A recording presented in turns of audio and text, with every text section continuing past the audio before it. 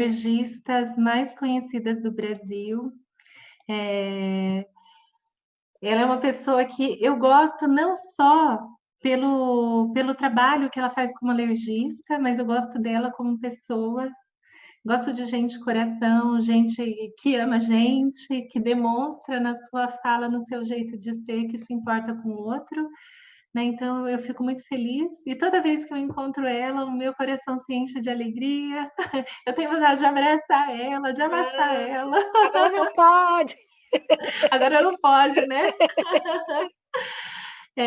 Eu agradeço em nome de todos os nossos franqueados e dos clientes também, por sua participação, por aceitar doar um pouco do seu tempo.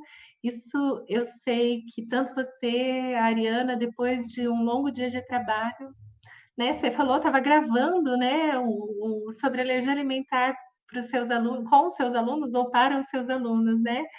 Então muito obrigada, e eu espero que a gente consiga passar um tempo bacana, em que a gente vai conseguir, transmitir algumas informações que não só, passem conhecimento, mas também acalmem o coração de algumas mamães e alguns papais de crianças alérgicas. Ana, eu Hum. fiquei pensando, eu perguntei muitas coisas técnicas para tanto para a doutora Ariana, quanto para a doutora Renata, né, Pinotti, que é do nutricionista. Eu queria fazer uma pergunta diferente. Por que que você decidiu ser médica? Hum. Bom, antes de eu te falar, você vai ficar surpresa com a minha fala, mas, assim, muito legal começar essa nossa conversa, falando de sentimentos e obrigada pelo carinho, eu só posso retribuir, porque eu adoro histórias que vão sendo construídas com determinação, com vontade de ajudar o outro, e quando eu vejo o seu sucesso, isso me inspira porque a minha área é a área da medicina, eu sou uma pessoa, né, que fui talhada para o jeito de cuidar, mas eu gosto de ver quando alguém vai construindo a sua vida, o seu trabalho, calcado na ajuda do outro, mas isso é o seu trabalho. Então é a mistura que inspira as outras pessoas para dizer: "Olha, é possível eu ajudar o outro, mas transformar isso numa profissão, transformar isso assim, num negócio no sentido de me abastecer, né, do ponto de vista profissional, mas ajudando o outro. Eu acho isso inspirador. Então isso sempre eu sempre fico feliz e é uma super alegria a gente estar junta. Muito obrigada, espero de verdade poder ajudar. Quando a gente tem 17 anos, né, e foi nessa época que eu decidi que eu queria ser médica e de verdade eu super me encontrei nessa profissão, eu adoro a minha profissão, ela me abre caminhos incríveis, inclusive a gente está aqui hoje, mas quando eu tinha 17 anos a escolha foi assim, bem de 17 anos. Eu gosto de biologia, eu gosto de ajudar os outros, acho que eu vou médica. Então, assim, é bem assim, né, eu adoro entender como as coisas funcionam e eu gosto de ajudar, e eu virei médica por causa disso. Depois aí a gente foi, né, mudando, é muito legal esse conhecimento, é muito legal essa interação com o outro, é muito legal ter alunos e poder ensinar hoje com quase 30 anos de formada, mas esse foi o meu motivo. Que legal, muito legal. E aí, assim, você comentou na conversa anterior que a gente teve, que você começou em outras áreas. Qual foi o teu caminho na medicina até chegar na alergia e por que você escolheu, a área da alergia? E especificamente a área eu sei que o teu carinho especial é pela alergia alimentar, né? Eu acho que se tiver crianças ou adolescentes ou mães de crianças e adolescentes vendo a gente, medicina é uma ótima profissão. Ela vai te abastecendo de conteúdos todos os dias, eu acho que até o último dia que você exercer essa profissão. Então, ela te traz é uma profissão completa, se você eventualmente no caminho falar assim: "Ah, acho que eu não gostei desse negócio de cuidar do paciente, você pode ser patologista. Ah, eu acho que eu me interesso mais sobre direito, você pode fazer medicina legal. Ah, eu acho que eu gosto mesmo da administração. Quer dizer, ela te abre todos os caminhos possíveis. Então, esses primeiros 6 anos, e eu também é sempre legal ter um mentor, né, você disse que você tem médicos na sua família, ou eu lembro que quem me falou alguma coisa foi o meu oftalmo. Ele falou: "Olha, não escolhe nada, vai vendo tudo e depois quando chegar lá nos finalmente você decide". Então eu fiz o que ele mandou. Eu me enfiava em todas as coisas, as que eu gostava e as que eu não gostava. Aí depois eu fui vendo que criança, eu sempre tive tenho uma paixão, eles inspiram, eles fazem você sorrir, você trabalhar e sorrir, não tem coisa melhor, então e essa questão de conhecer a clínica, poder examinar, então era mais uma médica que queria lidar com pessoas, eu fui para pediatria, e a alergia, ela é uma especialidade muito ampla, ela te ensina sobre o sistema imunológico, que ele te ensina muito como as coisas funcionam, ele está espalhado pelo seu corpo todo. Então, alergia e imunologia foi minha especialidade. E aí eu gosto de muitas áreas, mas eu gosto da alergia alimentar, eu acho que você sendo médico alergista e na alergia alimentar, cada paciente tem uma história, então você consegue perguntar para o paciente, você tem uma parceria com o paciente, você pergunta para ele: "O que é bom para você?". Ele fala: "Olha, eu gostaria disso". Aí você fala: será que com o que eu estudei eu posso oferecer isso para ele?". Aí você vai lá, estuda, e a alergia alimentar permite isso. Ela permite uma parceria, e eu super acredito em parcerias. Legal. Eh, e aí, assim, uma outra pergunta também, você comentou que vocês estão, com um caso de criança que você trombou que tem covid, né, Sim. eh, como vocês estão lidando com crianças, em situações, eu falo assim, acho que não só, tem a questão da covid, tem a questão hoje, né, a gente estava conversando, eu estou com tanta gente na família com dengue, a nossa cidade, Marília, está com vários casos, algo bem assustador, né. Eh, como vocês estão lidando e como está o coração de vocês? Porque eu acho que você vai acabar falando por vários outros pediatras, né, porque cada um de vocês é uma pessoa que tem uma família, que tem uma história. É. Eu acho que como médicos, nós também passamos pelos mesmos processos que todos vocês no dia a dia. Que doença é essa? O que está acontecendo lá? Como que tá? Aí ela da China caminhou para a Itália, vai chegar aqui, como eu vou me posicionar? O que que eu vou fazer? Então, assim, todos esses processos, só que a gente tem um certo treinamento de ir estudando, vamos vendo o que foi publicado. Então, a gente, como vocês, a gente também passou, não foi um aprendizado linear, ele foi um aprendizado, assim, um pouco socadinho, né, tum, mas a gente sabia que isso ia acontecer, e a gente sempre muito ligado, a gente foi vendo aonde as crianças se inserem no Covid.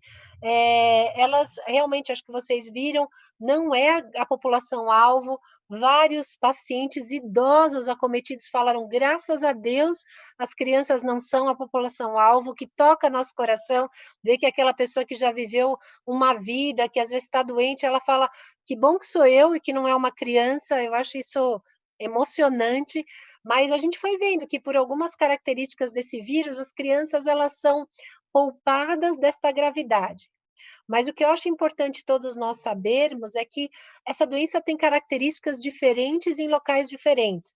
A gente aprende com o que aconteceu lá fora, mas a gente tem que estar muito atento ao comportamento dela aqui no nosso país. Então, as crianças também adoecem e elas são, às vezes, focos de transmissão. Elas estão bem, elas têm um resfriado e quem não tem um filho que não ficou resfriado, e só que às vezes esse resfriado é o coronavírus, e aí ele pode funcionar como transmissão. Então, por isso, todo esse cuidado de manter as crianças longe da população de maior risco e como elas funcionam como um importante vetor dessa transmissão da doença, por isso a gente tem que ser cuidadoso. Agora, quando elas adoecem, o grau, né, a intensidade da doença é de fato menor, o que não quer dizer que a gente tem que negligenciar esse paciente, a gente tem que cuidar, entender e, se possível, diagnosticar, a gente chama em medicina diagnóstico etiológico, quer dizer, saber de verdade a causa daquela manifestação respiratória. Então, seria muito bom se a gente pudesse dar nome àquela gripe, àquela virose, para que a gente pudesse manejar com mais precisão os nossos pacientes. Na, na Sociedade Brasileira de Alergia, Imunopatologia, você sabe se eles criaram algum material? Desculpa, eu estou perguntando porque eu não vi algum material de orientação, por exemplo, para crianças, Para para. pediatria não criaram, isso eu sei que não. Eu estou acompanhando os materiais, mas acho que até é uma boa ideia, a gente pode ver, criaram materiais com relação aos medicamentos, essa questão da importância da gente cuidar dos pacientes alérgicos, né, por mais que tudo tenha ficado diferente, por mais que eu, né, tenha uma asma, eu tenho uma rinite, uma alergia alimentar, hã, o meu jeito de lidar com isso mudou, eu fico mais assustado, continuar tratando o seu filho com asma, se você tem asma, tudo isso é muito importante, né. Legal, é uma coisa para pensar mesmo, né? Uma Eu coisa estou para perguntando, pensar. veio na minha cabeça porque eu acho que o meu carinho, como o meu público-alvo são as criancinhas, e aí, assim, meu carinho tá com as médicas que cuidam das crianças, né? Que são as que eu mais tenho contato, né? É muito engraçado, porque eu lembro que quando a gente montava o estande da SS Alergia, e era nas BAE, os médicos que trabalham com adulto, eles olhavam assim, achavam que a gente era uma ONG só. Mas os médicos alergistas, que eram pediatras, eles faziam uma festa tão engraçada, né? Porque tudo tem cara de criança. É a nossa paixão pelo mesmo público-alvo, né? É, legal, é. É, e aí, assim, agora vamos entrar um pouquinho, então, na questão da alergia. Eu vou fazer algumas perguntas, elas são simples, né? Mas pode ser que a gente tenha alguma mamãe que não sabe direito, né? E algumas talvez vão ser até similares ao que a doutora Ariana respondeu, mas eu acho que a gente pode ter pessoas diferentes ouvindo, né? Você poderia definir a diferença de uma alergia alimentar e uma intolerância? Se você quiser trabalhar em cima da questão do leite, pode. Eu acho que para quem está escutando e que tem dúvidas, né, não é mesmo fácil para quem a gente definiu o que é alergia, por isso vão algumas dicas importantes. Quando você tem uma alergia alimentar, você tem reações que o seu corpo produz, quando você come determinado alimento. Então, eu comi tal coisa, e aí eu tenho esse sintoma. E como você bem falou, vamos usar o leite. Eu tomo leite, eu vomito. Vomito bastante, meu filho passa mal, e se eu não tomo, isso não acontece. Então, a primeira coisa é entender que são sintomas relacionados ao alimento e que são reprodutíveis. Mas qual a diferença de uma intolerância e de uma alergia? Se eu tenho uma intolerância à lactose, também quando eu tomo, toda vez que eu tomo, eu tenho as manifestações. O que marca a alergia é que esse sintoma ele é desencadeado pelo sistema imunológico. O seu sistema de defesa se atrapalha e, em vez dele te defender contra uma gripe, por exemplo, ele resolve atacar você porque você tomou leite. O que acontece é que quando a resposta é dada pelo sistema imunológico, ela pode ter alguns desdobramentos até de gravidade. Você pode fazer uma anafilaxia, que é aquela reação mais exuberante, em que você pode até colocar sua vida em risco, né? Você pode ter edemas, inclusive, na sua parte respiratória. Por outro lado, quando você tem uma intolerância, toda vez que você come o alimento, e no caso a intolerância à lactose, os sintomas são exclusivamente intestinais. Ainda que ele te incomode, ainda que você passe mal, eles são intestinais. Outro detalhe, as alergias alimentares, o organismo reage contra a parte proteica do seu alimento. Então, por exemplo, o leite são as proteínas do leite, a caseína, alfa-lactoalbumina, beta-lactoglobulina e assim vai. No caso de uma intolerância, é quanto ao açúcar, e no caso do leite, a lactose. Por isso, se você tem alergia alimentar, não importa se o seu leite tem lactose ou não tem lactose, você vai reagir de todo jeito. Mas se você tem uma intolerância à lactose, às vezes você come alimentos sem lactose e aí você não tem sintoma nenhum. Então, isso é importante para você saber se você está colocando, se colocando em risco ou colocando o seu filho. Por isso é importante o diagnóstico preciso. O mesmo alimento que a maioria das pessoas enxergam como único, na verdade, ele é composto por tantas partes, e uma parte ela gera intolerância e a outra alergia, e esse conhecimento realmente é fundamental para evitar muito problema, né? Inclusive Perfeito, chegando até a perfeito, questão de evitar óbitos, né? Como a gente perfeito. sabe que podem acontecer. É, uma outra pergunta: estresse e alterações emocionais podem cooperar com o desencadeamento de reações alérgicas? Essa pergunta é excelente e a resposta mais simples é sim, mas ela é uma resposta um pouco mais complicada. As doenças alérgicas todas, rinite, asma, dermatite, alergia alimentar, elas são doenças multifatoriais. Algumas vezes você percebe isso mais fácil e outras vezes não. A dermatite atópica, que é uma doença que eu não sei se todos conhecem, é um eczema, é uma pele seca que coça bastante, ela é o maior exemplo da doença multifatorial. Se você sua, ela pode piorar. Se você toma um banho muito quente, ela pode piorar. Para alguns pacientes, se você come ovo, ela pode piorar. E a parte emocional também pode piorar.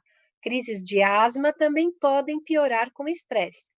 As alergias, elas não são construídas com base no estresse, quer dizer: "Ai, tipo, eu tô nervosa, fiquei alérgica", mas uma crise de alergia pode acontecer sim em momentos de estresse, porque o estresse, ele é uma representação da liberação de substâncias pelo sistema nervoso, e essas substâncias agem no sistema imunológico. Então eu tenho mais crises, essas crises se exacerbam em situação de estresse.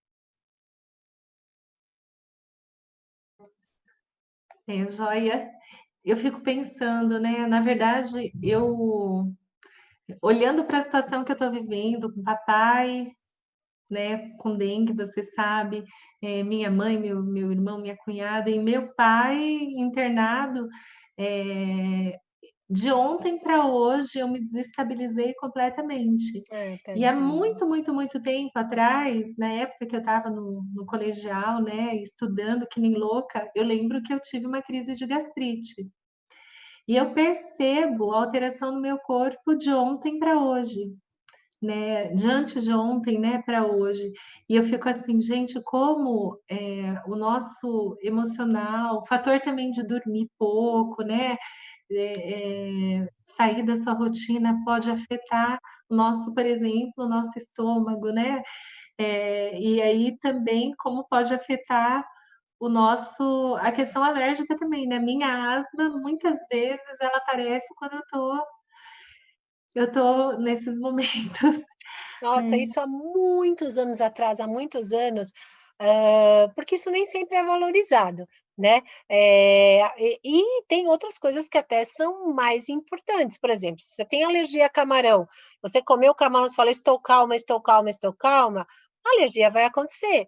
Mas há muitos anos atrás eu me lembro de uma prima, numa situação familiar muito difícil, e ela sempre teve rinite. Nessa época ela desenvolveu uma asma brutal, porque ela estava numa situação de grande estresse. É que o tempo do estresse, ele é engraçado, ele é variável de pessoa para pessoa. Às vezes, quando você está super estressada, você não está doente. A hora que você relaxa, vem a crise. Então, a gente precisa olhar para o nosso corpo, manter o nosso equilíbrio no nosso melhor, porque tem fatores que eu não consigo controlar, mas o máximo que eu puder é importante eu buscar esse equilíbrio, o equilíbrio do sono, da boa alimentação, da oração, da meditação, qualquer que seja a sua crença, do olhar para você mesmo. Isso você fala: "Gente, eu vim para uma discussão sobre alergia alimentar, ela está falando sobre equilíbrio", mas é absolutamente verdadeiro. Assim, a gente tem que lutar com as armas que a gente tem. Conhecimento, sim, prevenção sim, entendimento da minha doença sim, mas o meu equilíbrio com certeza. Então, se quem estiver ouvindo, assim, é legal reunir, ainda mais que está todo mundo agora em casa, reunir a família, conversar um pouquinho sobre isso, entender, até fazer um esquema mental para quando isso passar, porque vai passar, a gente possa sair mais fortalecido também, né, da nossa alma e mais protegido, né?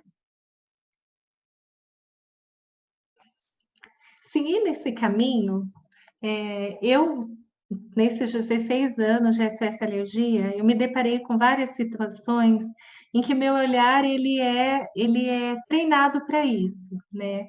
Eu tenho a formação de assistente social, então eu amo essa parte social, e algo que me marcou muito foi observar a quantidade, de separações que eu presenciei, porque o filho era alérgico Hum. e o pai não conseguia lidar com essa divisão de atenção ou com o tamanho do problema. Eh e assim, são 2 situações. Vi pais que abraçaram a causa junto com a mãe, e assim, a criança, ela conseguiu enfrentar a alergia de uma forma maravilhosa. Mas eu vi muitos pais abandonarem as mães por não saberem lidar com essa situação. Eu sei que lá no HC vocês trabalham com, multidisciplinariedade, né, Uhum. então, eu sei que você é médica alergista, trabalha com uma equipe super bacana, mas trabalha também com assistentes sociais, com psicólogos, com os nutricionistas. Qual a importância desses profissionais, ao acolherem pessoas em situações tão diferentes? Então ficam 2 perguntas, né, essa visão do social, né, das relações humanas, e a questão das outras profissões que são especializadas também no acolhimento de alérgicos na área alimentar.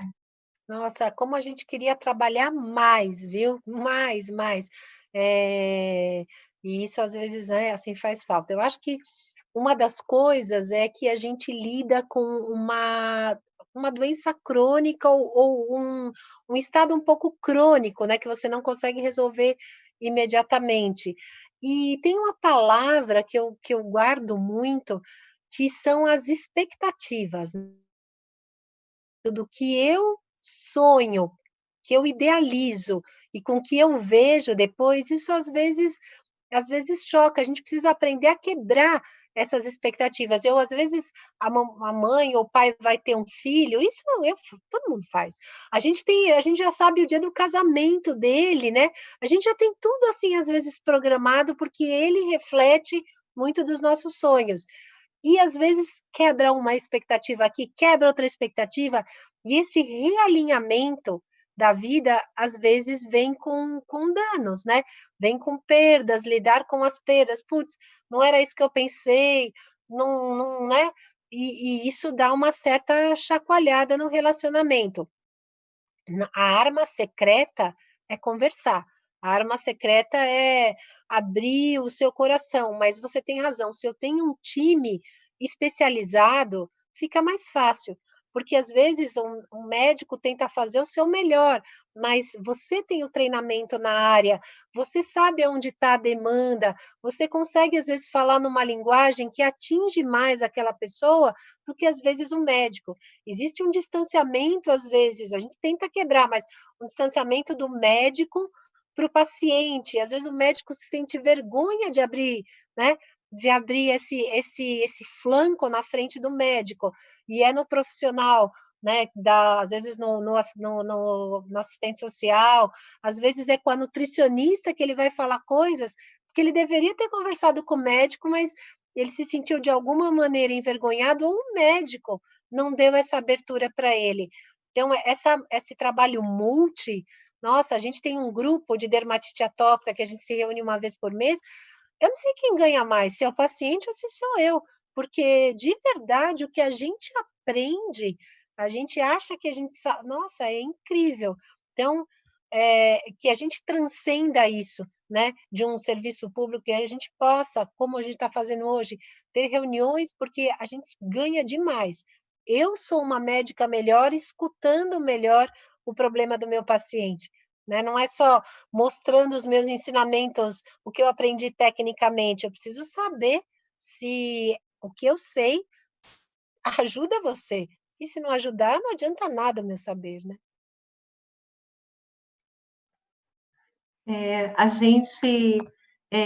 A gente se depara com vários tipos de clientes na SOS Alergia. E na minha história, eu trombei com alguns médicos que não me contaram que eram médicos, né? Um dos pilares da SOS Alergia é fazer acolhimento. Está na nossa missão, é acolher, né? Permitir, promover acolhimento, inclusão social e qualidade de vida. Aí, através do como, aí é outra coisa, é a nossa base, né? E o acolhimento é por quê? Porque percebia que as mães precisavam de um ombro para chorar, para conversar. E às vezes não precisava falar nada, eu só precisava ouvir, né? Sim, E aí a gente vai aprendendo um pouquinho, é claro que nós não somos especialistas, mas a gente vai aprendendo um pouquinho. E a gente vai vendo que as dores são às vezes similares e se uma mãe conseguiu vencer, a outra também pode, né? E sim. aí eu já atendi alguns médicos e eu tenho um amigo, né? Eu acho que ele assistiu algumas das videoconferências que a gente fez e é capaz dele assistir depois também, porque ele é apaixonado pela SOS. Ele é um médico aqui da minha cidade, ele não contou que ele era médico e a esposa não contou que era enfermeira padrão, mas eles chegaram quebrados. E eu fiquei uma manhã conversando com eles, né? E explicando o que era a diferença de intolerância e alergia. Depois eu falei, gente, eu olhava para ele. Quando eu fiquei sabendo, só no final, ele falou, ai, eu sou. Eu sou médico. Eu falei, meu Deus do céu, será que eu falei alguma besteira?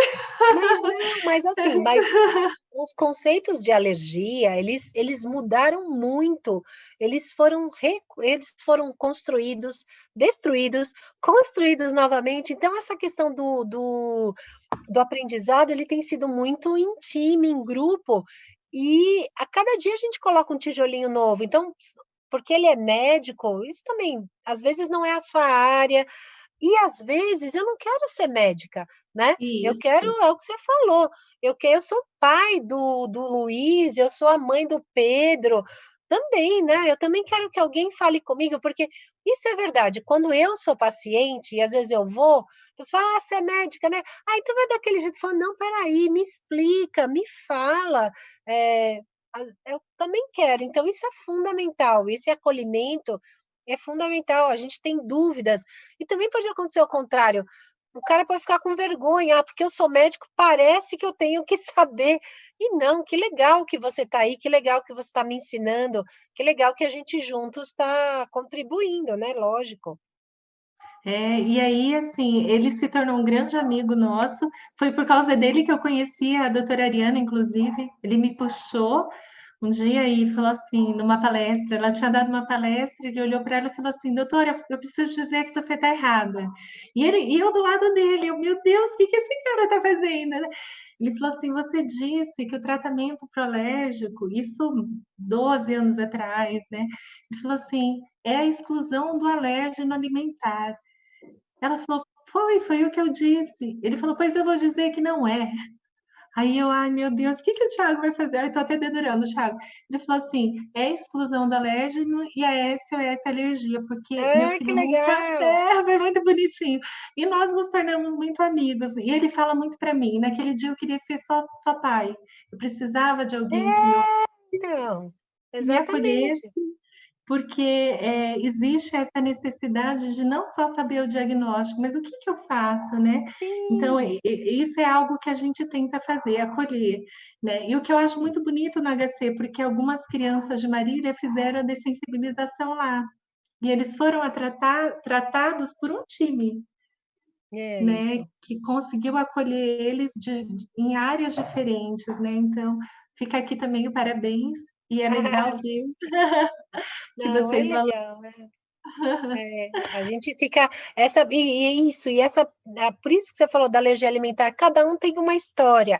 Para uns é legal fazer a dessensibilização, para outros a mãe fala: "Não, doutor, espera mais um pouquinho, eu estou organizada, eu só queria saber que existe esse tratamento, né? Para se eu quiser, eu faço. Ah, não, doutora, putz, é o que eu preciso, meu filho tá, né, numa situação que a qualidade de vida está comprometida, que tratamento é esse?" Então, isso é legal da alergia alimentar. Isso é bem legal. A gente desmistificar riscos, mas é que nem o, né? Mas eu posso comer um bolinho? Eu posso comer alguma coisa com traço? Olha, você pode, o que não quer dizer que todos possam. Vamos ver qual é o seu risco. E aí você faz ele subir um degrau. É isso que eu super falo para os meus residentes, quer dizer, dá para a gente fazer alguma coisinha. Cada vez que o paciente vem, o que que eu posso fazer para você? E às vezes é dizer que, ah, não dá, você tem um risco de esofagite eosinofílica, acho melhor a gente esperar um pouquinho, mas, né, poder trocar essa experiência, isso é muito legal. Doutora Ana, vamos aproveitar para tirar uma dúvida que muita gente tem. Eu sei que agora, em tempos de coronavírus, não é indicado a gente procurar, o hospital sem ser para algo muito essencial e com uma importância acima, né? Ah, mas vocês fazem no HC o trabalho de dessensibilização, não só no HC, nos consultórios, vocês são treinadas e são poucas no Brasil com o conhecimento profundo que vocês têm, e sei também que se destacam no mundo, né, o trabalho de vocês. É, as mães sempre perguntam, às vezes me ligam para saber, ué, mas como funciona? Eu sabia o procedimento de alguns anos atrás, eu não sei se mudou, que tem idade mínima, que tem uma seleção, tal. Você pode, ajudar as mamães a entenderem como é que funciona o processo de seleção? Porque não é uma criança de 1, 2 anos que vocês Isso, colocam, né. Você isso. pode explicar para gente, Eu por acho que é favor? como se eu fosse contar uma história para vocês. Então, assim, a dessensibilização, ela acontece especialmente hoje, né, com 3 alimentos: com o leite, com o ovo e menos frequentemente com o trigo. Então, que história é essa? Primeiro, eu preciso olhar para o meu paciente. Eu preciso explicar para essa família que existe uma coisa que a gente chama história natural da alergia. Existe a maior parte dos pacientes alérgicos a leite, ovo e trigo, vai ao longo dessa história adquirir a tolerância. Aquele, né, no começo da nossa discussão, a gente falou: olha, é o sistema imunológico atrapalhado, mas ele vai se educando e cerca de 80% dessas crianças fica tolerante sozinho. Um dia, o sistema imunológico se acerta e você come o leite e não tem mais nada. Para a gente saber quando esse dia chegou, a gente, durante o acompanhamento, faz algumas que a gente chama de provocações. Bom, se o seu filho vai passando o tempo e esse dia não vai chegando, você vai ficando preocupado, fala: putz, a qualidade de vida dele está comprometida, putz, ele vai para a escola e pode ser que tenha alguns escapes. Nossa, será que eu posso fazer alguma coisa para mudar essa história natural? Aí existem alguns caminhos que a gente foi aprendendo ao longo do tempo. Quem é seu filho? Ele é um alérgico super grave hoje, né? Ou ele adquiriu algum grau de tolerância? Porque às vezes no começo da vida ele tinha reações muito graves, mas como você fez tudo tão direitinho, faz uns 2 ou 3 anos que ele não tem reação nenhuma. Então cabe a nós entender em que ponto ele está. Hoje em dia existe uma escada, um escalonamento de tolerância. Às vezes você não consegue tomar o leite, mas você consegue comer um alimento com pequenas quantidades. Um alimento que tenha o leite, por exemplo, cozido, num bolo, numa preparação. E aí a gente testa isso. Se seu filho consegue, ele já é um menino que tem, ou uma pessoa que tem algum grau de tolerância. Então, a gente vai investir nessa oferta desse alimento para tentar buscar a tolerância definitiva. Se o seu filho realmente não tolera e ele está chateado com isso, a gente pode fazer essa dessensibilização, que é ofertar pequeníssimas quantidades. Isso aí é um tratamento bem rígido, em que você observa esse paciente todos os dias, né? Ele vai 2 vezes ao Hospital das Clínicas, ou ele vai 2 vezes ao consultório por semana, mas você fica com o celular monitorando, e você vai oferecendo uma quantidade crescente até que um dia ele consiga tomar um copo de leite. Se ele conseguir tomar o copo de leite, ele tem que permanecer tomando esse copo de leite todos os dias, até que um dia, daqui 3 anos, por exemplo, a gente tire esse leite, deixa ele sem e testa para ver se ele ficou tolerante de verdade. Então, existe uma diferença entre dessensibilizar e adquirir tolerância. Quando você está dessensibilizado, você consegue tomar o leite, mas você tem uma obrigação de tomar esse leite todos os dias. Quando você está tolerante, aí você não precisa tomar, você toma quando você quer. Toda essa história, tudo isso que eu estou contando para vocês, é para dizer que esse tratamento é uma escolha da família, é uma escolha do médico, se ele se sente preparado a fazer esse tratamento, e é uma escolha que vai sendo revista a cada momento que a gente se encontra. Para alguns pacientes, essa é a melhor escolha, para outros pacientes, não. Às vezes a mãe quer esperar um pouquinho mais para ver quando é a hora. E por que que a gente não faz logo, com 1 ano, 2 anos? Primeiro, porque eu preciso que esse paciente me fale o que ele está sentindo. Segundo, nessa idade, ele tem altíssima chance, daqui 1 ou 2 anos, ficar tolerante sozinho. E isso, de fato, é melhor do que fazer a dessensibilização. E a última coisa para falar é que, às vezes, você não faz a dessensibilização, mas você coloca ele nessa escada, nesse escalonamento. E aí você vai testando e vendo se essa tolerância está chegando. Não sei se deu para entender como é essa história de dessensibilizar. Não, deu sim, bem claramente. Mas existe uma idade acima, eh, não sei se ainda vocês seguem. Se eu não me engano, era 5 anos para cima que Isso, vocês. porque a partir dessa idade você já viu que ele não ficou tolerante sozinho, né? E esse paciente colabora mais, porque essa dessensibilização você tem que tomar várias vezes por dia o leite, então ele colabora mais, é um pouco mais fácil de você fazer. Eu não sei se todos sabem, mas por volta dos 3, 4 anos de idade, 50% das crianças já vai ficando tolerante. Outra coisa que é importante, não sei vocês saberem, é que isso a gente fala para as alergias que a gente chama IgE mediadas. São aquelas que o exame de sangue vem alterado, que os sintomas acontecem até 2 horas depois. Aquelas alergias que a gente fala não IgEs, que acometem o trato gastrointestinal, que dão diarreia, que dão trabalho para a mãe, que esses primeiros anos de vida, às vezes a criança não cresce, não ganha peso, são muito trabalhosas, mas elas tendem a sarar depois dos 3, 4 anos de idade. Essas não precisam e não tem indicação de fazer dessensibilização para elas. Eu fiz a pergunta porque é algo que eu sempre falo para as mamães. Às vezes, uma mãe ou outra solta que o filho participou de um processo, aí tem aquela festa, né, que vocês fazem quando a criança Isso, consegue melhorar.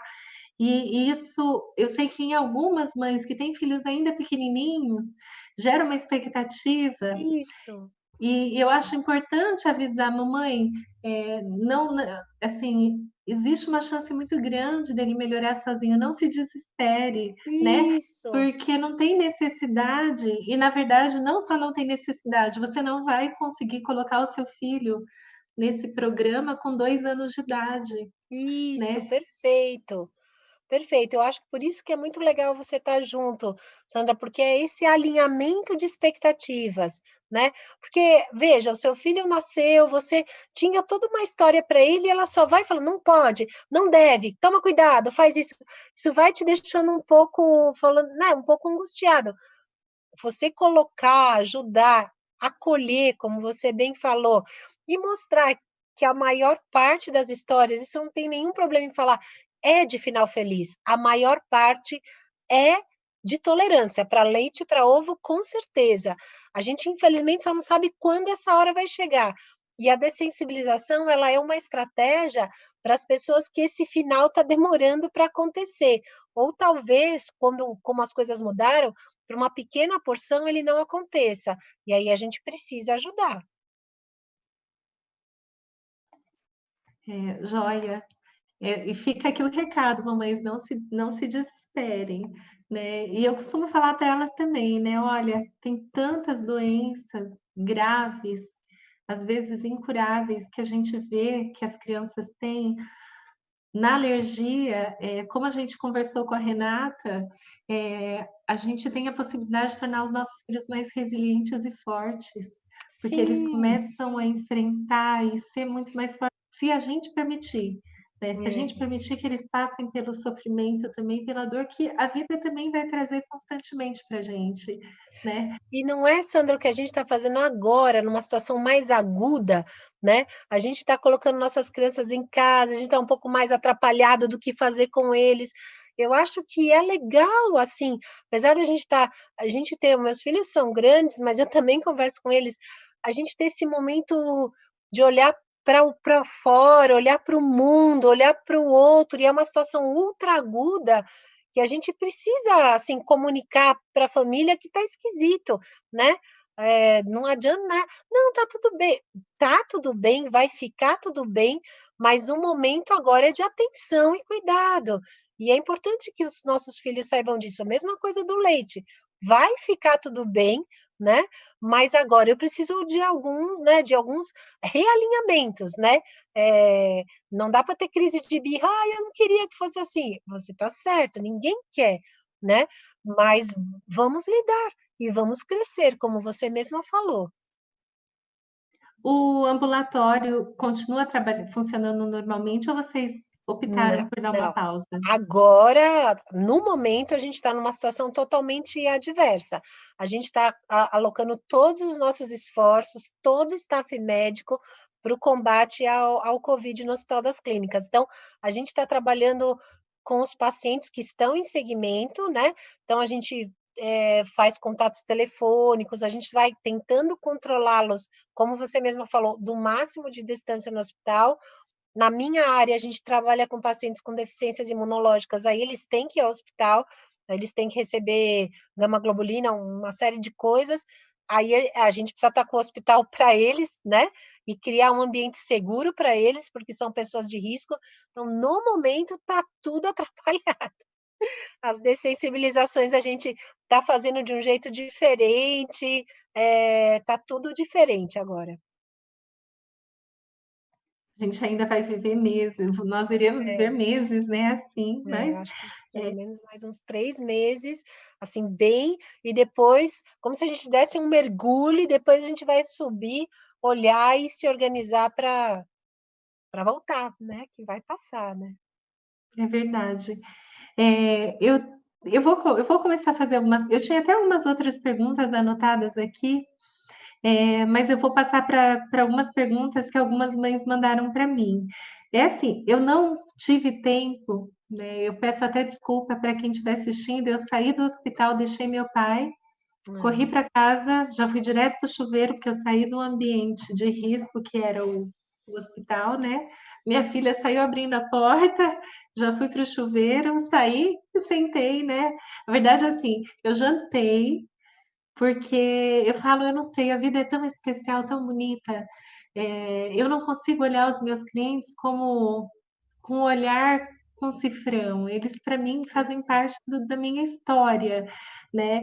E assim, a coisa mais linda, recebo a ligação de uma cliente minha, ela pediu para eu não falar o nome dela, eu não posso falar, mas ela falou: "Olha, meu marido está passando na sua casa". Eu falei: "Como assim está passando?". "Não, está passando, pede para alguém lá na portaria, tal, tem um negócio para te entregar". Ela fez uma sopa de lentilha e me Ah, que mandou. delícia. Não é muito bonito? É, E assim, lógico.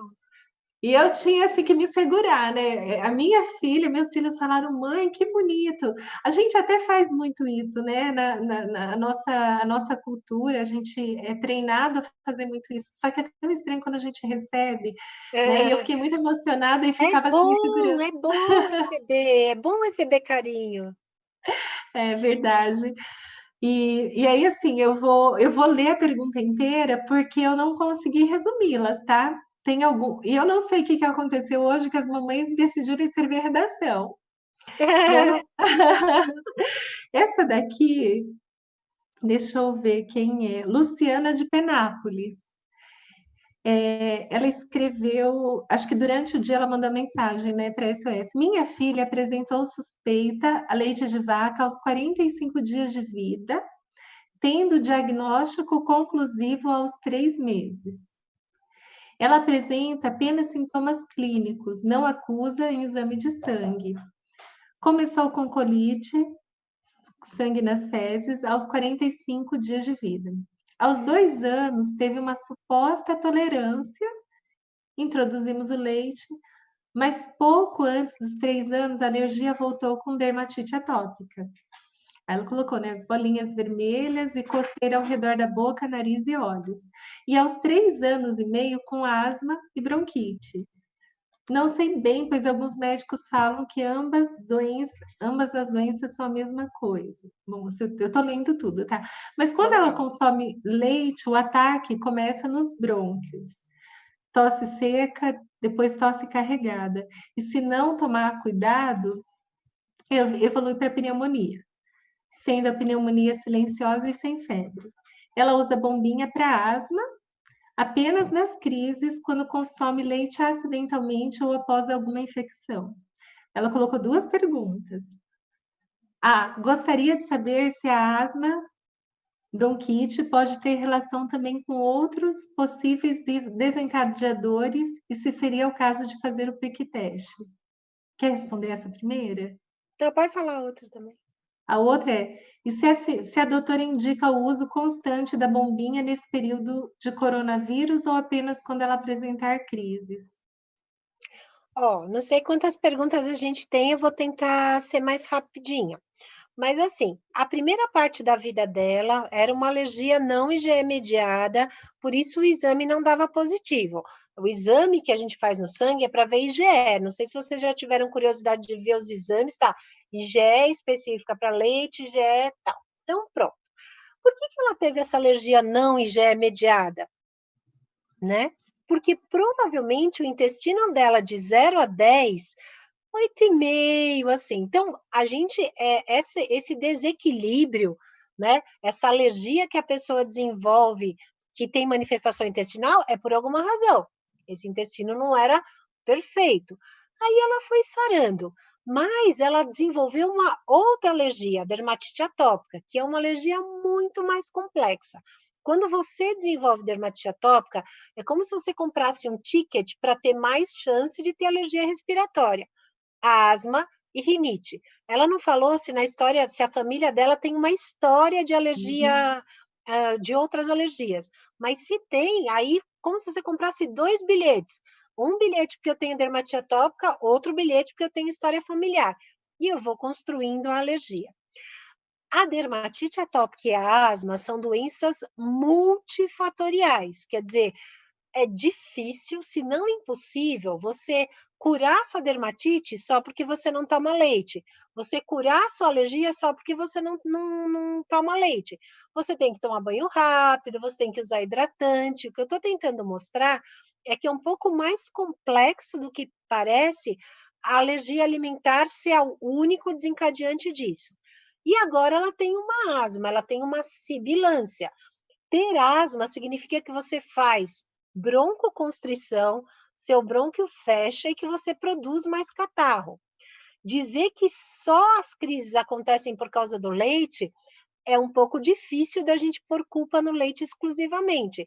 O que os estudos mostram é que à medida que você vai ficando mais velho, o ácaro, os vírus, eles têm muito mais culpa do que o alimento. Então, ainda que ela tenha começado a história dela com o leite, à medida que você vai crescendo, ele vai ficando menos culpado. E outras coisas trazem mais culpa. Hoje, nos dias de hoje, se ela tem poucas crises de asma, ela não precisa ficar usando bombinha só porque a gente está em tempos de corona. O que você precisa aprender, se já não sabe, é reconhecer uma crise de asma. Eu tuço, essa minha tosse é mais seca, eu tenho um desconforto respiratório, que às vezes o meu nariz, ele se mexe, a minha fúrcula que ela afunda, isso é sinal de desconforto respiratório, aí você usa a bombinha. Mas se você vai precisar fazer prevenção, usar outros tipos de bombinha, aí você precisa conversar com o seu médico. tem um ponto polêmico nessa conversa. Algumas especialidades, a homeopatia e a antroposofia, elas preconizam que o leite, depois que a gente vai ficando mais velho, aumenta o catarro. A minha formação é diferente, eu preciso que tenha estudos, e não tem estudos falando isso. Então, essa questão do leite como formador de catarro e agravamento de infecções, ela não é uma questão que tem muita evidência, muita prova na literatura. Então, eu tenho mais tendência a achar que outras coisas estão desencadeando essa asma, esse chiado, nessa altura da vida da sua filha.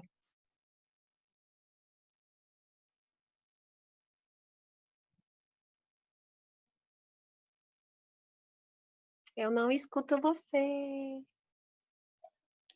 Agora eu Pois escuto você. é. Desculpa, eu estou desligando o microfone quando eu falo, ou quando você está falando para não ter risco de ter outro som, né. Mas você está Ela muito bem. ela pergunta se seria o caso deixa eu ver, gostaria de saber tem De relação com fazer o outros prick, né? A gente não isso, do falou. prick. Então, o teste de puntura, se você tiver dermatite atópica, ele pode dar mais falso positivo. Então, vamos supor que você faça o teste, ele vem positivo. Isso não confirma alergia. Aí o que você tem que fazer? Ficar um tempo sem. Quanto tempo? Umas 6 semanas, como se você tivesse de novo, né, a alergia a leite. E aí o que tem que acontecer com a dermatite da sua filha? Ela tem que ficar maravilhosa. Ela tem que melhorar muito. E aí o que você tem que fazer depois? Ofertar o leite, bastante, para ver se ela piora. Aí sim você comprova a parte da pele. Joia. A Juliana de Planaltina, Distrito Federal, ela escreveu: "Meu filho tem 1 ano e 11 meses", praticamente 2, né. "Descobrimos a PLV, do meu filho aos 2 meses. Desde então, faço dieta para poder amamentá-lo. Na última consulta no gastropediatra, ele foi liberado para comer alimentos que tenham leite ou derivados desde que sejam assados. A alergia dele é aquela que, quando faz o exame de sangue, dá um falso negativo. É alergia não mediada. A partir dos 3 meses, ele já começou a consumir alguns alimentos e não teve reação. Os sintomas eram proctocolite. Ele está viciado em peito e não sei como lidar com essa situação. Posso desmamá-lo?" Se você não vai ter resposta para essa pergunta. Eu acho que são 2 coisas.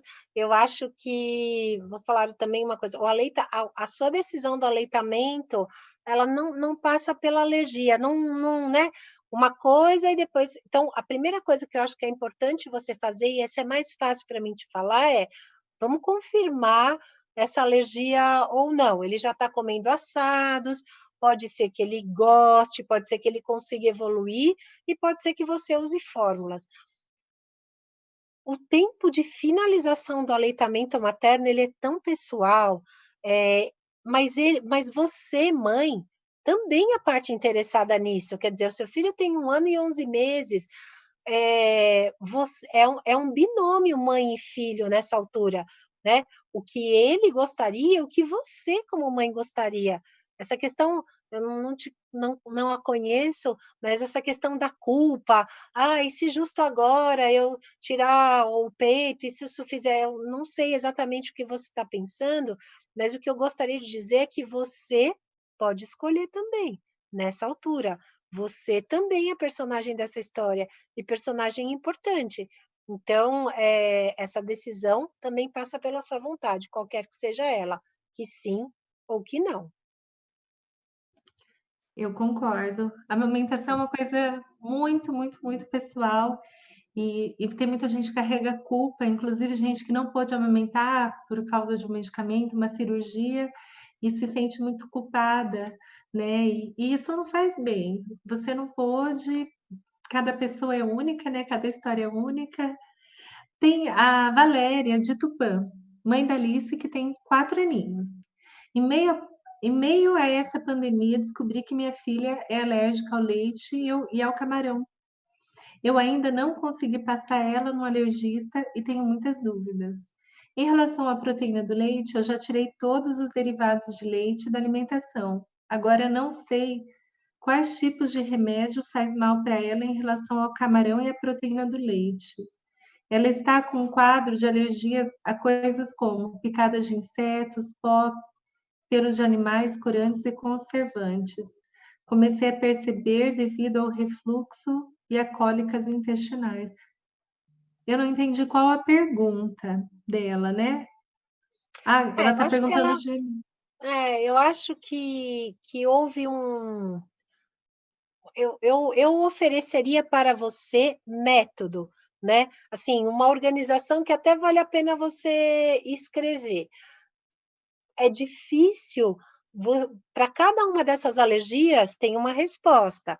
Para cada um desses sintomas tem uma postura. Algumas das coisas envolvem risco e outras não. Um dogma, exame positivo não é diagnóstico. Então, nesta hora do Covid aí, que você, não sei para onde eu vou, respira, inspira, respira e fala, o que é mais importante de tudo que você falou? Sei lá, uma alergia a camarão, eu ser surpreendida por uma reação mais forte agora. Remédios que contenham traços de camarão, pode ficar sossegada. Isso não tem. Uma outra informação que eu até deveria ser mais cuidadosa, mas não vou ser muito, traços pode conter traços de camarão, né? Aquele pode conter, muito pouco provável que a sua filha reaja.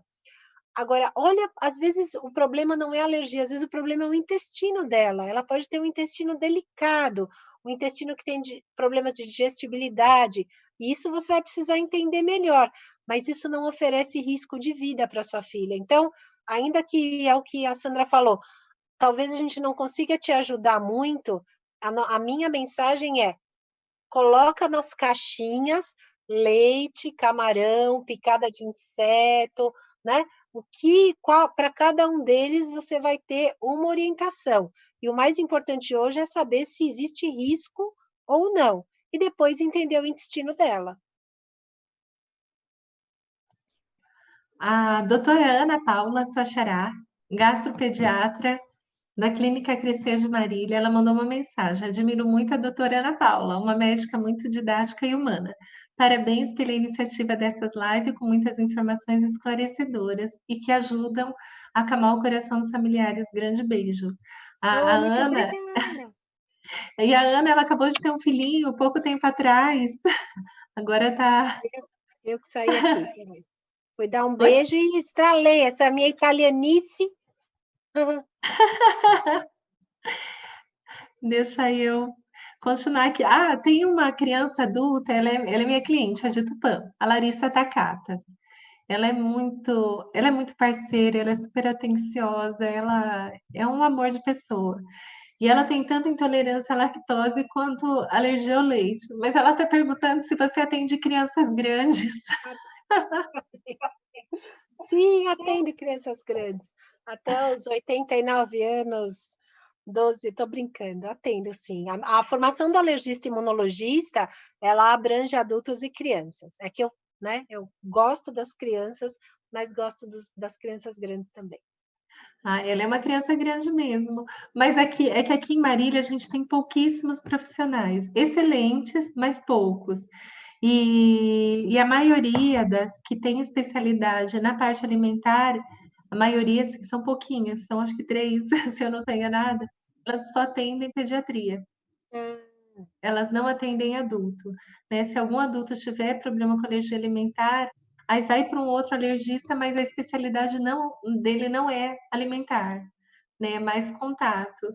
Então, os entendi. adultos que têm problemas com alergia alimentar acabam caindo muito num gastro, né? Ou numa outra especialidade.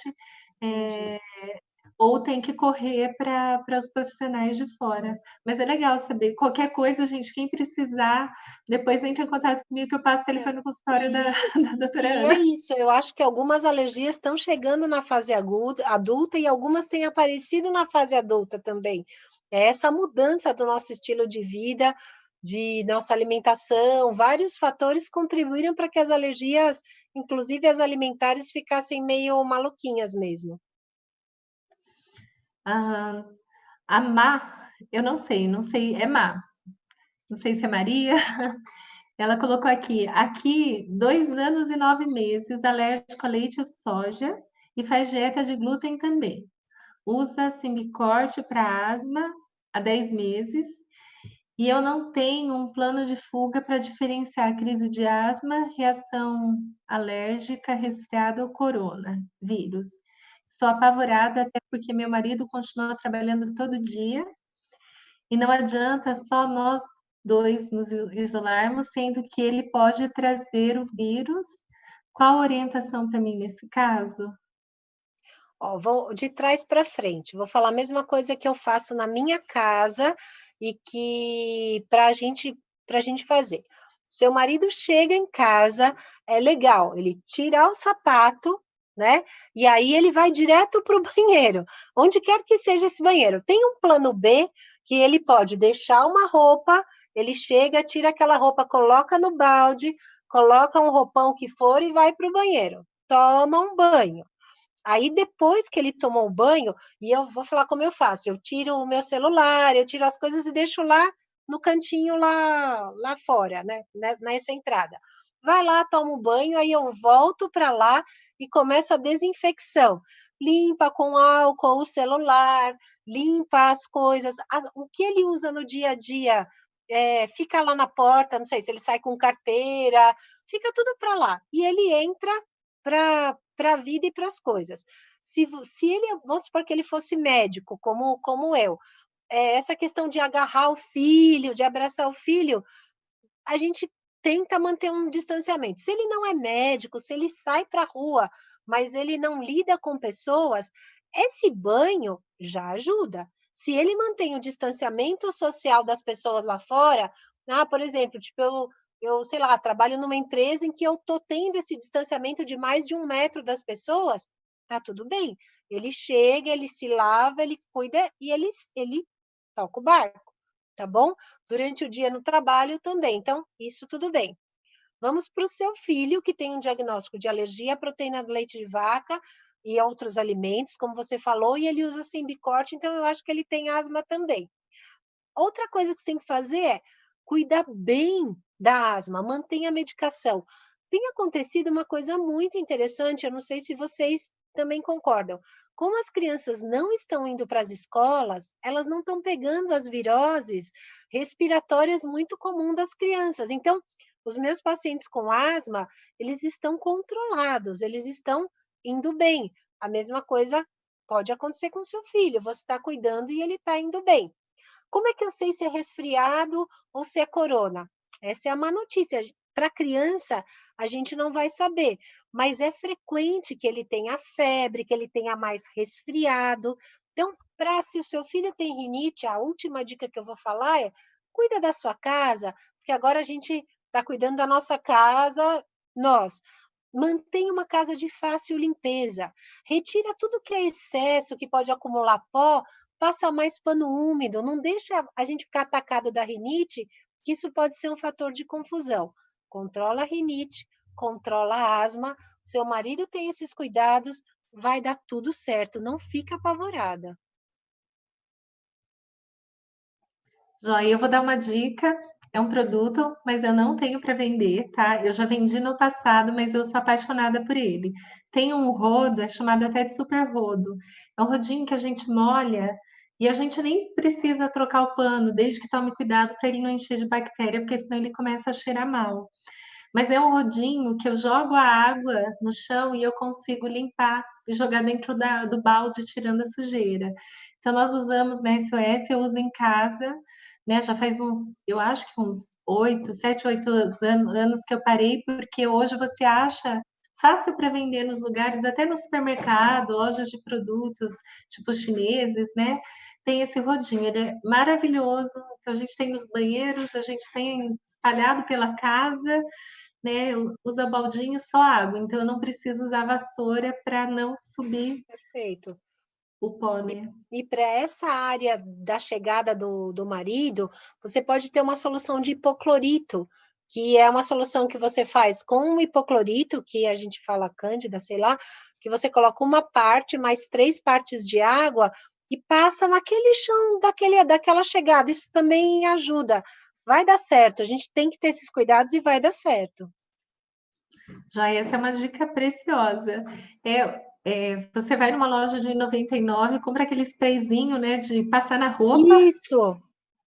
coloca tanto o hipoclorito, né, ou o álcool 70 ali. Eu tô com álcool 70 líquido, né? Eu tenho um pote aqui, deixei um com meu irmão lá no hospital. Como eu vi que o pessoal não está na nossa cidade assim tão ainda cuidadoso, entre aspas, porque eu acho que não deu um boom.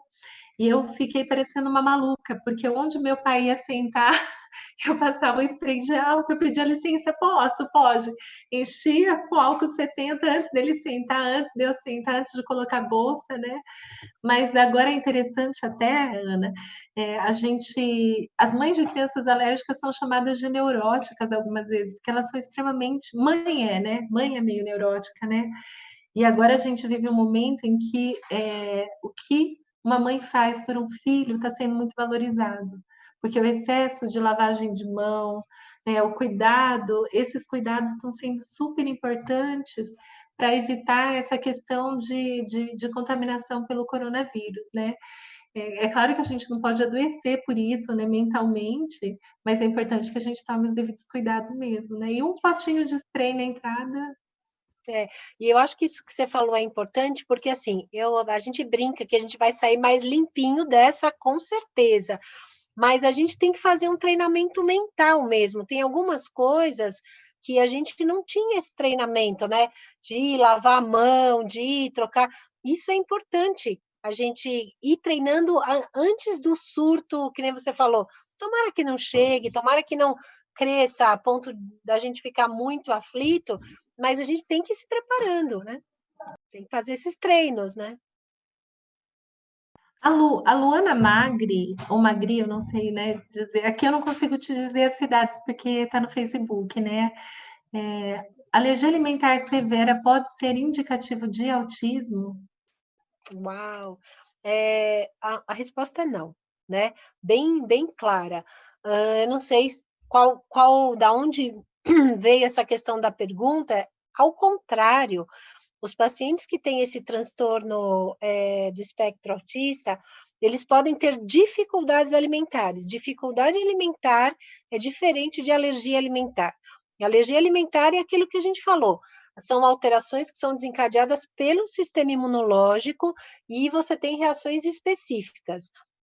O único link, eu não sei se isso te ajuda ou te atrapalha, a gente tem hoje uma prevalência maior do transtorno do espectro autista também, como a gente teve aumento das alergias alimentares, como a gente tem um aumento de asma, esse nosso estilo de vida, ele pode também ter mudado algumas das nossas conexões e por isso, às vezes, parece que está tudo no mesmo barco, mas é importante a gente separar, né? A gente dar os nomes corretos para adotar as estratégias corretas para cada uma dessas doenças. Fica claro para vocês que transtorno do espectro autista não é a minha especialidade, mas como muitas das pessoas às vezes fazem esse link, é importante a gente saber que alergia é uma coisa e dificuldade alimentar é outra.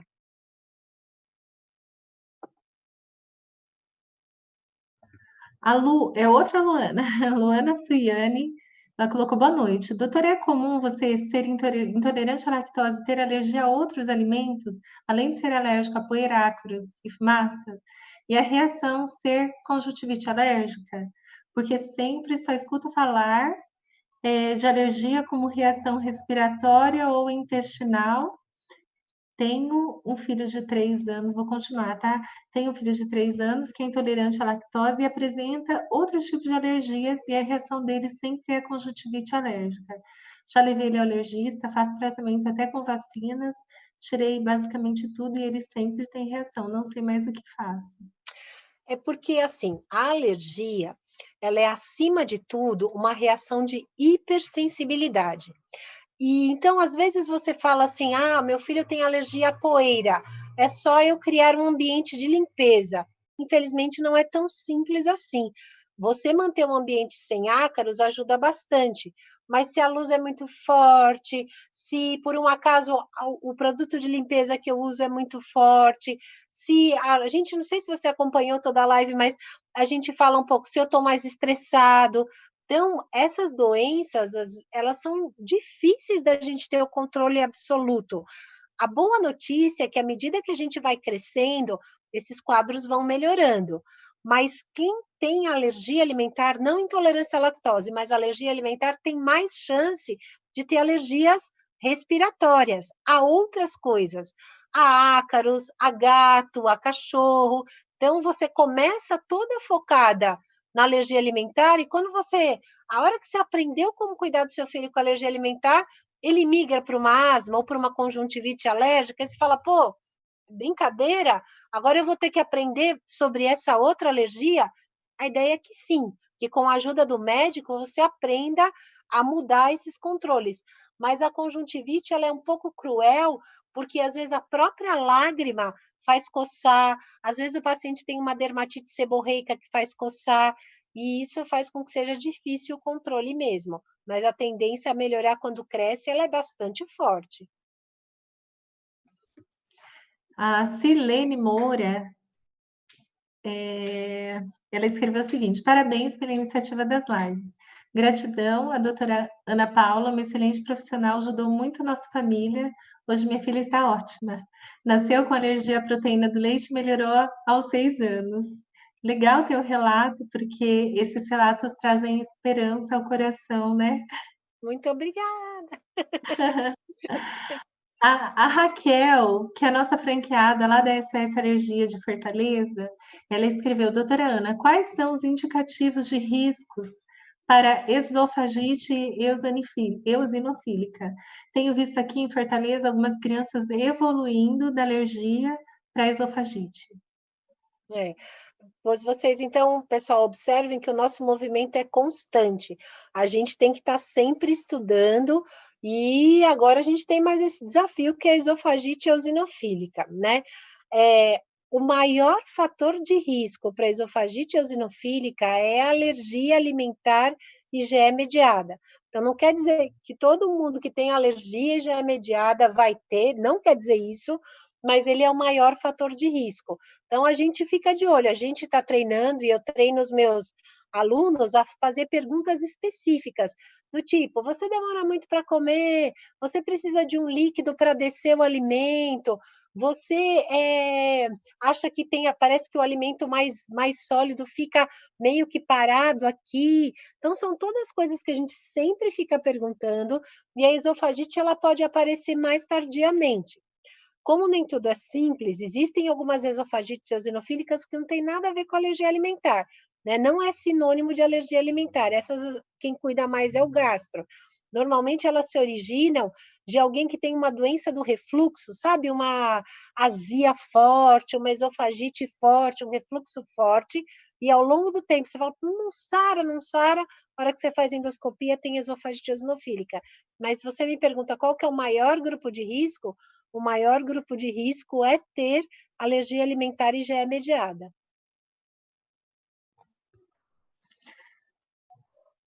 Deixa eu ver. Eu vou. A Arielma Gaia, ela colocou que ela é de Cametá, Belém, Pará, tá? Ah, Assistindo.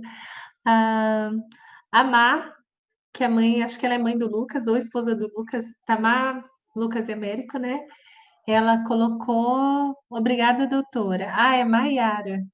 Aí eu não li. Maiara de Novo Horizonte, São Paulo, tá? E ela colocou, estou usando água sanitária para limpar o chão. Pode atacar o asma? O cheiro da pode. água sanitária? Ou você faça a diluição adequada, e outro dia eu até depoimento pessoal, né? Aí eu falei, vou fazer essa solução de hipoclorito, eu tenho rinite. Comecei a passar, achei fácil passar, comecei a passar na casa toda. Aí depois que eu terminei, a minha garganta ardia, mas eu sentia até o gosto, assim. Precisa tomar cuidado, sim. Então, escolhe os locais onde você vai passar. Não é necessário passar na casa toda. Faz essa área de segurança entre quem chega, tira o sapato, vai para o banheiro e passa só naquele cantinho.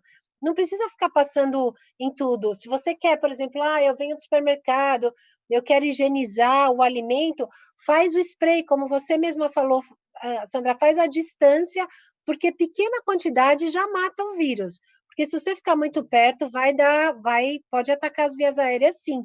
É um irritante importante. Quando eu fiz faculdade de tecnologia em alimentos, a gente tinha algumas matérias de microbiologia.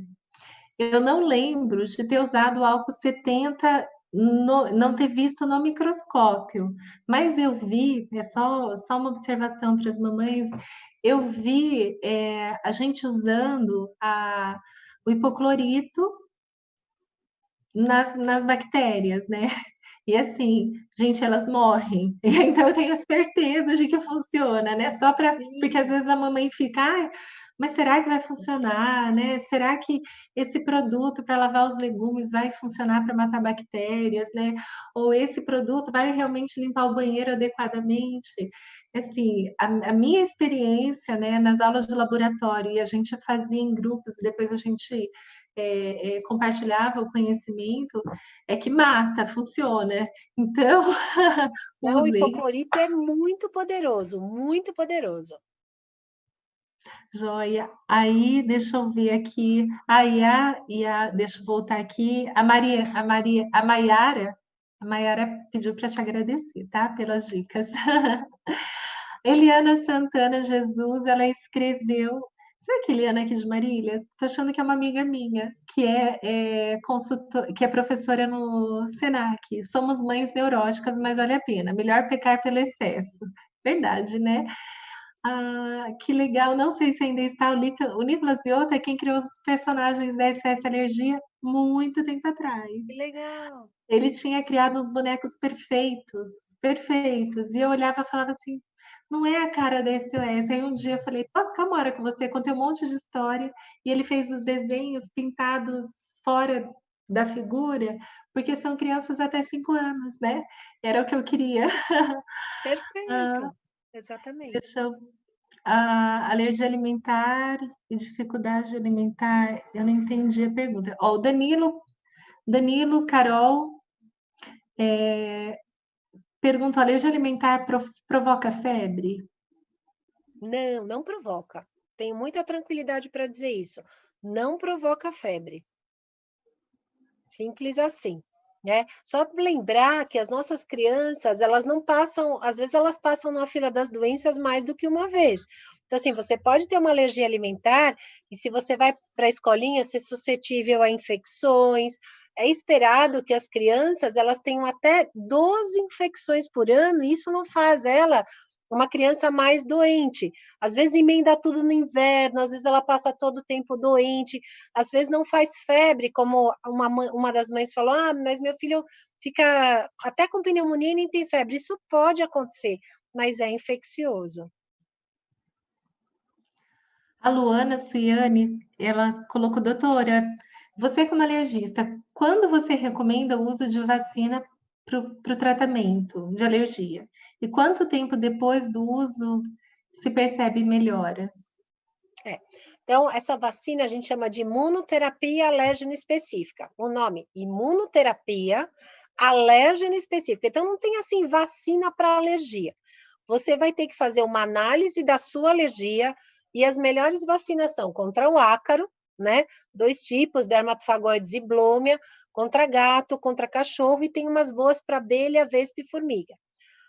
É muito difícil falar faça isso ou faça aquilo, mas minha dica, você faz o tratamento adequado? Você usa os medicamentos de maneira adequada? E aí eu vou falar que nem eu falo para os meus alunos. Se você usa, melhora. Deixa de usar, piora. Usa, melhora. Quer dizer, você é uma pessoa que parece que para ficar bem da rinite, da asma, tem que usar remédio todo o tempo. Você é um candidato a fazer essa imunoterapia, para ver se você consegue subir degraus. Estou falando como eu falo exatamente para os meus pacientes. Você consegue ficar com menos crises e mais fortalecido. Essa imunoterapia é um tratamento que precisa ser monitorado pelo médico, ele tem que saber que você começou, em que fase que você está, E de verdade, a melhora, ela é depois de um ano que você está fazendo. Então, você tem que ficar bem ligado antes de começar, olhar para você e falar: olha, hoje eu uso remédio todos os dias, hoje eu uso remédio uma vez por semana, e daqui a um ano eu tenho que estar melhor. Se você não está melhor, não vale a pena continuar. A coisa que eu mais acho chata é você fazer esse tratamento que dura 3 anos e no final dele eu, como médica, falar: desculpa, não adiantou. Então, a gente tem que estar juntos nessa parceria para fazer imunoterapia e para você ter os resultados. Tem que ajudar. Eu vou ler a última pergunta, da Luana. Hoje foi a noite da Luana. A gente tem 2 franqueadas chamadas Luana também, Hum, de Sobral e de João Pessoa. Colite eosinofílica é uma alergia? Eu acho que você já meio que respondeu lá no meio do caminho, mas é é. a pergunta que ela fez. Colite eosinofílica é um tipo diferente daquela proctocolite, né? A colite eosinofílica, ela é mais inflamada. Então, às vezes, mesmo que você retire o alimento, o intestino ainda judia um pouco do seu filho. Às vezes, você precisa fazer outros tratamentos para poder avaliar, mas o curso dela também é benigno, né? A história de final feliz também chega na maior parte dos casos. Então, ela pode ser um tipo de alergia alimentar, mas às vezes o intestino ele é meio doidão, assim, mesmo que você tire, ele continua lá inflamado. Essa eu acho que é um bom jeito de você pensar. Ele precisa se acalmar para depois voltar no compasso normal. Joia. Doutora, eu falei que foi a última pergunta das mamães, né? Eu queria pedir para você dar algumas dicas para a gente, e aí, assim, você pode ficar à vontade, não é só para alergia, né? Dicas de cuidados, dicas, de cuidados físicos, emocionais, familiares, o que você quiser, com relação a esse período que a gente está vivendo do coronavírus. Nossa, olha, eu vou dizer uma dica, e depois vocês fiquem à vontade, de um dilema meu. A gente tem essa alegria, eu fico muito feliz de poder, a gente estuda, estuda, estuda, e de poder transmitir o que a gente aprende. Então, eu super te agradeço a possibilidade desse canal. Mas o que me assusta um pouco, e aí depois vem a dica, é ver a quantidade de informações que tem chegado nos nossos celulares, nas nossas redes, de confusões sobre o momento que a gente está. Então, chega um que fala: eu tenho a cura, o outro fala: não faz isso. Qual que é a minha dica? Se fortaleçam nos seus pilares de confiança. Eles podem ser uma reunião de família com espírito crítico, uma conversa com um médico, aquele seu mentor com espírito crítico. Quer dizer, não existem verdades absolutas, especialmente no momento de agora. Não abrace a causa sem ter escutado a mesma coisa de 2 ou 3 lugares diferentes. A gente conversou sobre limpeza, e o que eu falei não fui eu que inventei, isso está também no manual. Procure fontes do Ministério da Saúde, da Organização Mundial de Saúde, porque de verdade o que me assusta é a quantidade de informações que não são verdadeiras, que confundem, né, a nossa boa vontade. Todos nós somos pessoas de boa vontade, queremos o melhor para as nossas famílias, o melhor das nossas decisões, para os nossos negócios e assim vai. Mas busquem lideranças que te ajudem a subir degraus. Eu acho que essa talvez seja a dica que eu gostaria de deixar nesse momento, né? Não comprem a primeira informação que vocês veem. Rechequem, reavaliem para a tomada de decisão. O momento é sério, mas ele é inédito no mundo. Mas se a gente se organizar, se nós estivermos juntos nessa vontade de fazer a boa ação, vai dar certo, né? Vai dar certo. E eu acho que essa é a dica que eu queria dar para agora. Legal, uma dica diferente. Eu acho que ela soma com as dicas que a doutora Ariana e a Renata Pinotti deram, e é maravilhoso. Eu acho que a gente precisa. Depois eu vou ver até se eu consigo fazer uma coletânea para a gente juntar, né. Eu concordo com você, eh, uma coisa que me preocupa muito é a questão do tempo. É aquilo que a gente fala que não volta mais, né. Esse segundo que foi, já foi, eu não consigo trazer ele de volta para minha vida. E a gente não para pensar que algumas notícias, e aí eu vou falar também das fake news, como elas roubam o nosso tempo que é tão precioso. Às vezes você vai e fica 3 minutos num vídeo, lê uma matéria que é mentirosa e você gasta lá 10 minutos, 30 minutos, e você não percebe que isso está roubando o tempo da tua vida. Quando você podia estar lendo coisas melhores ou estar com pessoas, né, conversando, discutindo e construindo algo que Isso, que com consiga te cer dar estrutura, né. Então, assim, fica como dica mesmo, né, a gente precisa sair no equilíbrio disso. é, Eu me vi nesses 2 eu me vi nas semanas anteriores e nos meses anteriores, quando o coronavírus estava lá na China, conversando com os meus amigos, o Vitor é um dos amigos, e eu falava para ele: "Gente, isso aqui pode chegar no Brasil, o que que a gente pode, no empreendedorismo, fazer para se isso, prevenir? Se chegar".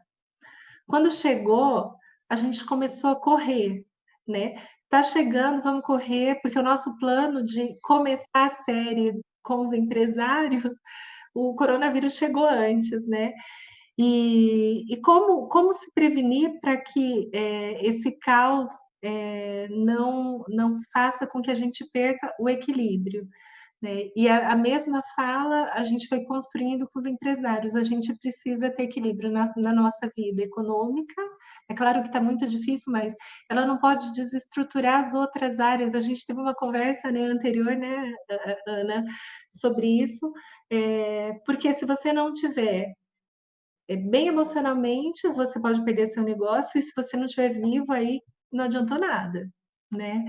E esse equilíbrio é muito importante. Nesse momento, nós todos, né, você como médica, outros profissionais da saúde, os nossos franqueados, os empresários, as mamães, os papais, se a gente não encontrar o equilíbrio nesse momento, né, físico, emocional, a gente vai desandar para algum lado, alguma coisa vai dar isso. errado, né. E essa pandemia é um convite a gente elencar o que é importante para a gente, né. Cada um sabe o que é importante, mas o que é verdadeiramente importante para a gente, e a partir daí lutar em escala. Mais importante para mim é isso, depois aquilo. Ninguém está pedindo para você abandonar, né, os seus sonhos ou o que você conquistou, mas é necessário elencar, é necessário o que você falou, ter calma, e é necessário ter ouvidos para ouvir, porque essas mensagens esquisitas e fake, elas vêm maquiadas, elas vêm bonitas, tecnologicamente, você fala: "Como eu não vou acreditar?" Mas recheca, conversa com alguém, para que você, né, conversa com alguém que você confia, para ver se isso de verdade, e se precisar, em questões de saúde, pede ajuda, pode pedir minha ajuda pessoal, né, porque eu acho que isso é um pouco da minha missão também, como médica, é não deixar isso se espalhar, é muito danoso para todos nós. Doutora Ana, muito obrigada. Agradeço de coração. Vocês todas estão doando seu tempo para acalmar o coração de mães. E aí hoje eu me coloco, né? Porque como eu estava comentando, eu percebi eu me abalando um pouquinho. Eu tento manter o equilíbrio, mas é um segundo para a gente se desestruturar. É uma notícia, é tão. Aí eu vejo quanto a nossa vida. Eu tenho falado um pouco sobre isso, né? É o quanto a nossa vida ela é muito frágil, ela é muito delicada, né. É um segundo para mudar tudo, muda o nosso coração, muda a nossa emoção, muda o nosso físico, né. Que Deus guarde a vida de todos vocês. Ana, mais uma vez, muito obrigada de coração. Agradeço a todo mundo que está assistindo, agradeço aos nossos franqueados, porque eles são guerreiros, todos pais de crianças alérgicas, então com uma missão de, além de aliviar a dor dos seus filhos, tentar aliviar a dor de outras crianças também, e isso sempre me emociona muito, porque eu sei que eles fazem com muito amor. Diferente de eu ficar no pé de alguém que vem com muito dinheiro e simplesmente olha para o negócio como um mero negócio, né.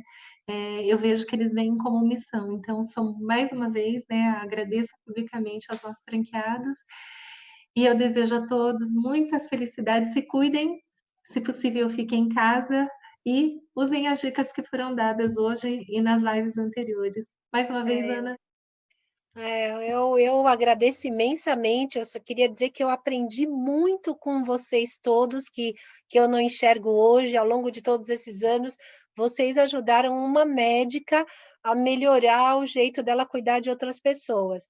E eu vou você que eu estou enxergando aqui, então eu vou desejar tudo de bom para você, Sandra, para sua família, e com esse desejo forte de que tudo dê certo na sua casa, eu também quero estender esse desejo para que todos que estão vendo, que tudo dê certo na casa de vocês.